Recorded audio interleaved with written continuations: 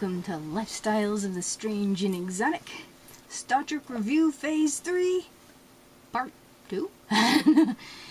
Now, I'm still trying to render the first video, but hopefully you have seen it by the time you've seen this. Because Phil was so happy. So, my co-star, yet again. I don't know quite where to put Phil. Ooh, I know what to do. Candle in the way. We'll work this out, Phil. Here's Phil. Okay.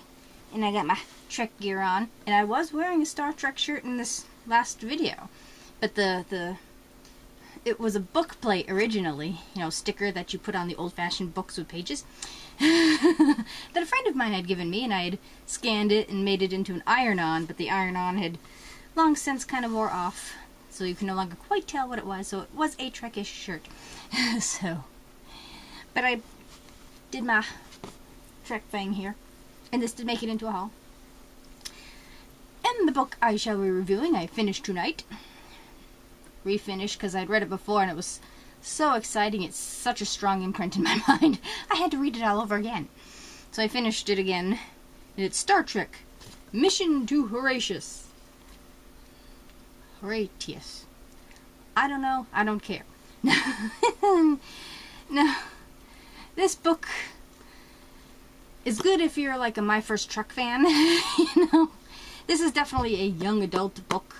You know, 9, 10, 12 maybe. If you're older and have been in Trekdom for a while, this will probably annoy you a tiny little bit. And it's annoying to the point where it's not quite annoying. But you kind of get through it with like the pictures here. Some of them are really kind of funny. It's like, okay, do you know what characters you're drawing? Here, at least, McCoy looks like McCoy, you know? There's a picture of Kirk, and it's like, okay, this is not the man you're trying to draw. But, yeah, these are the illustrations that are scattered out throughout the book. And this came from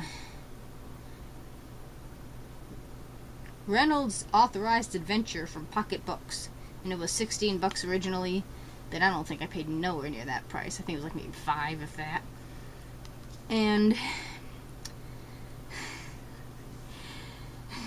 it's like, do you know the characters you're writing? Spock is so off the mark. It's like near the end of the book he's a little more Spock-ish, but in the beginning it's like, is this our Vulcan? Really? McCoy is pretty consistent and McCoy-ish throughout. Kirk is a bug up his rear for some weird reason. He's just not Kirk-ish. He doesn't have that sort of lightness that I like about Kirk. And there's no play between the Kirk, Spock, McCoy characters at all at any point in the book. A lot of the names he uses in the book are, you know, like Freeman and, you know, Rand is a little more popular, but characters that you might have seen once in a while in the series. So that was kind of a neat little thing there. But supposedly the Enterprise has to go to the farthest reaches of Federation territory to a solar system that is really stupidly named. I mean, not the Horatious system is fine, whatever, but you got the 3 planets are really kind of silly. Let's see, what are the names?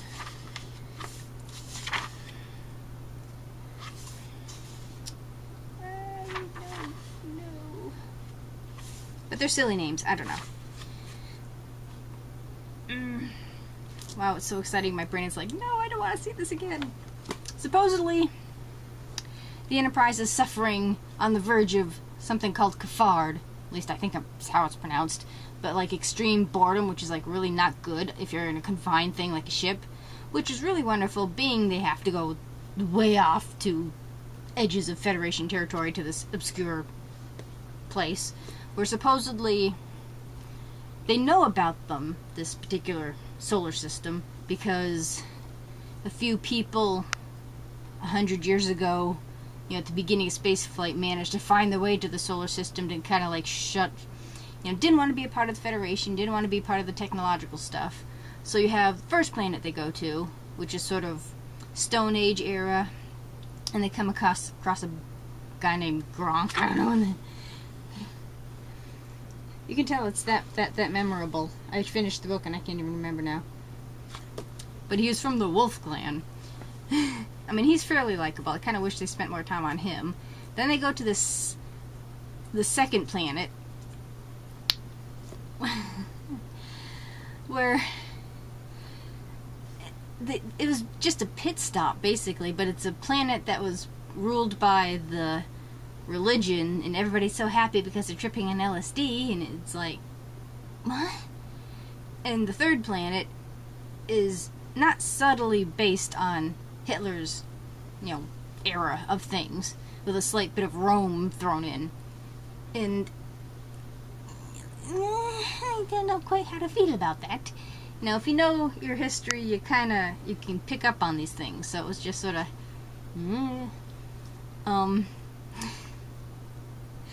the Prime Directive. Well, in a way, it's kind of true to form. Where Kirk will we must stick to the Prime Directive, and then throws it to the wind 2 minutes later. Kind of does that in this book, where he's like, we must stick to the Prime Directive, and then he puts, cure for, tripping priests in the water, and, it's like, at least it was semi-subtle in the series. This was like, what the hell? Really? Not one of my favorites. I kind of had to struggle through the last part. I mean, being a little kid's book, and, Bavaria was the last planet. Okay, yeah.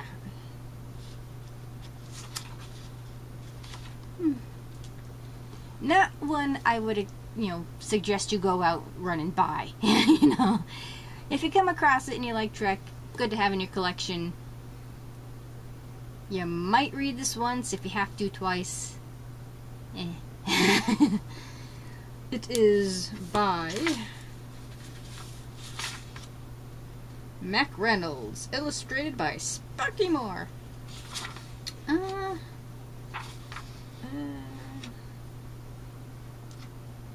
there's a preface of the person who sort of stumbled across this book back in, the 70s.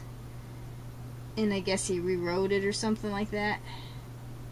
So yeah, about 8, 10 would be a good age group for this particular book. It kind of had a feel of sort of the Choose Your Own Adventures, especially with the pictures.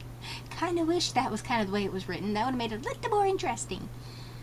So yeah, it's not a thumbs up, it's not a thumbs down, it's a meh. So yeah, it's one of those obscure books that are like, I've read worse, I've read a lot better. Even he's a bit ambivalent.